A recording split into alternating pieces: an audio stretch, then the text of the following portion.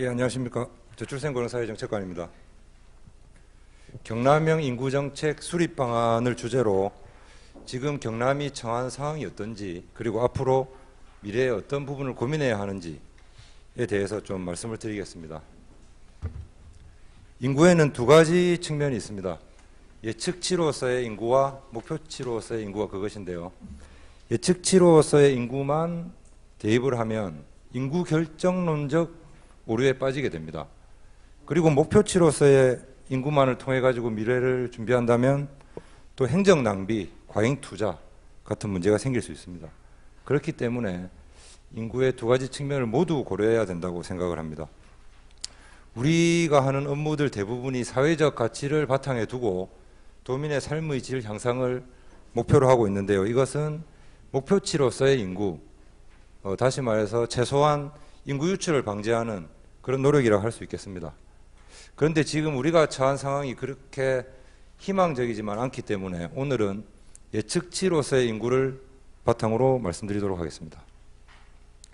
이 많이들 들어보셨겠지만 작년도 대한민국 합계 출산율이 0.98에 불과합니다. 이거는 뭐 대한민국 역사상 초유의 사태이고 세계적으로도 가장 낮은 수준입니다. 1970년도에는 합계 출산율이 4.5를 넘었었는데요. 반세기 만에 1 미만으로 떨어졌습니다. 지금 여기 계신 분들이 태어나던 시절에는 보통 80만 명 또는 100만 명 정도 신생아가 태어났는데 작년에는 32만 7천 명에 불과했습니다. 정부에서 3년간 120조 원 가까이 투자했다고 하지만 효과가 없다는 분석이 많습니다. 우리도도 작년부터 인구 자연 감소가 시작되었습니다. 특히 작년에 출생한 신생아가 21,300명에 불과했는데 이게 문제가 뭐냐면 2017년에 통계청이 예측한 숫자가 27,000명이었습니다. 그 예측한 지 1년도 되지 않아서 그 예측치가 20% 이상 차이로 빗나갔습니다. 우리 도가 겪고 있는 인구 문제를 둘러싼 주요 요인 3가지를 간단히 말씀드리겠습니다. 먼저 저출생 현상이 빠르고 급격하게 진행되고 있습니다. 작년 도 합계 출산율이 1.13이고 올해도 이와 비슷하거나 더 낮은 수준의 출산율이 예상됩니다. 2016년도에 이미 고령사회에 진입했고 2025년에는 65세 인구가 전체 인구의 20%를 넘는 초고령 사회로 진입할 것으로 예상됩니다. 그런데 지금 저출생 현상이 개선되지 않으면 이 시기 또한 앞당겨질 수 있습니다.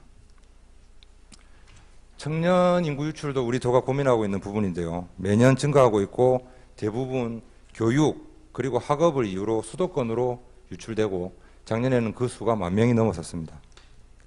이 3가지 이유로 인해서 우리 도내 12개 시군이 소멸 위험에 직면해 있습니다. 지난 3월 인구 기준으로 의령, 남해, 산청, 합천이 소멸 고위험에 처해 있고 나머지 군부와 사천, 밀양시가 소멸 위험군에 속해 있습니다. 그런데 앞으로는 더 어려운 현실이 예상됩니다. 통계청 추계에 의하면 내년부터 2045년 사이에 생산 가능 인구 비율이 거의 20%포인트 가까이 줄어듭니다.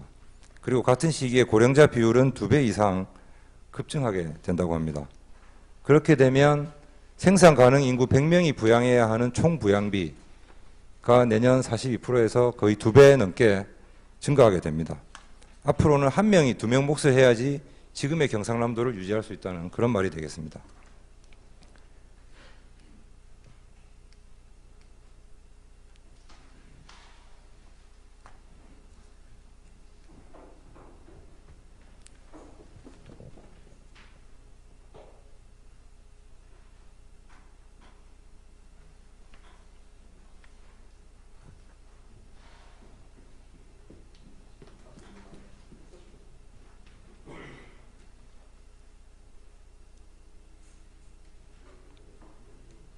예, 지금 이런 상황이 계속 지속되면 경제 성장 저해나 뭐 재정 위기는 물론이고 지역 공동화까지 걱정해야 되는 그런 상황이 됩니다.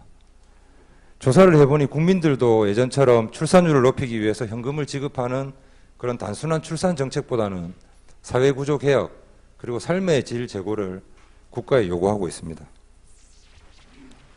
저출생 현상은 사실은 문제의 원인이 아니라 결과입니다. 그래서 앞으로는 도민의 삶의 질 향상을 목표로 개인의 합리적 선택에 기초한 사회구조 개혁, 그리고 결혼이나 출산의 장애 요인이 무엇인지를 고민해서 인구 구조의 변화에 대비해야 합니다. 지금 출산장려금, 전입지원금 같은 정책은 각 시도 그리고 시군에서 경쟁적으로 펼치고 있는데요. 이게 지금 전국적으로 보면 제로섬 게임입니다. 그리고 앞으로는 마이너스 썸이 됩니다. 이런 데 뛰어들어 가지고 타 지역에 있는 도민들을 유입하는 것보다는 사실은 우리 도민에게 좀 초점을 맞춰야 합니다. 지금 여기 살고 있는 사람한테 지원하는 것이 외부에 있는 사람을 전입하는 것을 지원하는 것보다 비용도 적게 듭니다.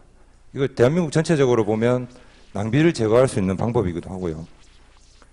그렇다면 도민에게 초점을 맞추기 위해 제일 처음 해야 되는 일이 저희 부서에서는 정확한 인구 추계를 바탕으로 앞으로 인구가 어떻게 변화할지 고민하는 것에서 시작한다고 생각합니다. 예를 들어서 어느 시군에 경로당을 지을 때 노인 인구가 앞으로 얼마나 늘어날지, 그리고 또 얼마나 빨리 늘어날지, 그분들의 성비는 어떻게 되는지 이런 부분을 먼저 고민해야 되고요. 어린이집도 마찬가지입니다.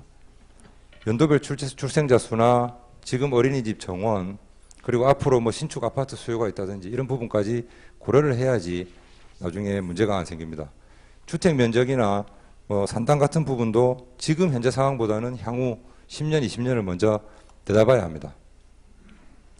잘못된 인구 추계를 기반으로 한 개발 사업은 낭비를 가져옵니다. 예를 들어서 지난달 기준에서 창원시 인구는 105만 명이 조금 안 됩니다.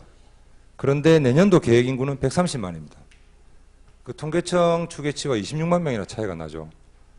그리고 2025년에는 계획 인구가 150만 명입니다. 이런 부분은 지금 출산율이나 인구 유출 유입을 고려하면 거의 불가능한 수치입니다. 이 창원시에 지금 미분양 아파트가 6,700호 이상이 되는데요. 이런 도시계획과 무관하다고는 할 수 없을 것 같습니다. 이제 앞으로 이렇게 목표를 잡는 것이 의미가 있는지 다시 한번 생각해 봐야 되겠습니다. 아파트를 예로 들어보겠습니다. 지금 도의 가구 원수 비율은 1인 가구, 2인, 3인, 4인 이상 가구가 비슷한 수준이고 아파트 면적은 20평에서 35평 사이가 3분의 2가량 됩니다. 그런데 통계청 추계에 따르면 2045년에는 1인 가구와 2인 가구 비율이 전체 가구의 70%를 넘습니다. 그럼 아파트도 소형 위주로 변화될 필요가 있겠죠. 각 분야에서 이렇게 인구를 주요 변수로 고려하는 것이 지속 가능한 경남을 위한 출발점이 되겠습니다. 이와 함께 모든 세대를 고려한 정책을 추진해야 하는데요. 다양한 신규 사업 발굴이 필요합니다. 함께 돌보고 함께 일하는 경남, 청년들이 수도권으로 떠나지 않아도 되는 경남, 어르신들이 다양한 사회 참여를 할 수 있는 경남을 만들어야 합니다. 저희 부서에서는 다문화 인구에도 좀 주목하고 있습니다. 다문화 인구는 고령 인구와 더불어서 증가하고 있는 인구인데 이분들이 다양한 사회 참여를 하실 수 있도록 다문화 수용성을 제고하고 또 각종 지원을 아끼지 말아야 할 것으로 보입니다. 지금 모든 지방정부에서는 저출생 고령 사회에 대응한 다양한 노력들을 하고 있습니다. 작년 행안부 경진사회 수상 사례를 보면 결혼부터 출산, 아이 키우는 거, 청년, 그리고 어르신을 포함한 세대 어울림, 이렇게 모든 세대를 고려한 정책들을 추진하고 있습니다. 이런 정책들을 수상 사례로 선정했다는 것은 중앙부처에서도 예전처럼 출산 자체만 지원하는 것보다는 이제 모든 세대를 고려한 정책으로 방향을 좀 틀었다고 볼 수 있겠습니다. 저희 부서에서 인구정책 컨트롤 타워 역할을 하겠습니다. 먼저 인구 위기에 선제적으로 대응하고 행정비용, 예산 낭비를 방지하기 위해서 국공립 어린이집, 그리고 육아 나눔터와 같이 인구와 바로 직결된 사업 5개 정도를 선정해서 인구 영향 평가를 한번 해보겠습니다. 해서 성과 분석 후에 이게 의미가 크다고 판단이 되면 단계적으로 확대하도록 하겠습니다. 인구 예측 모형도 만들고 인구정책 방향도 제시하고요. 이를 뒷받침할 저출생 고령사회위원회를 내실 있게 운영하겠습니다. 총괄위원회는 도지사 직속으로 하고 4개 분과위원회, 그리고 인구정책 도민자문단의 민간위원회 역할을 강화하도록 하겠습니다.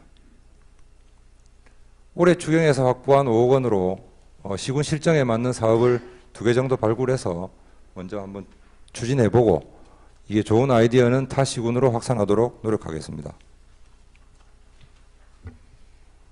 인구 문제에는 많은 화두가 숨어 있습니다. 주거, 일자리, 교육, 삶의 질, 사회적 가치, 컴팩트 시티, 또 마이시티 기술 여러 가지 주제들이 있는데 이것은 저희 부서뿐만 아니고 모든 실과, 도정 전반에 관련이 됩니다.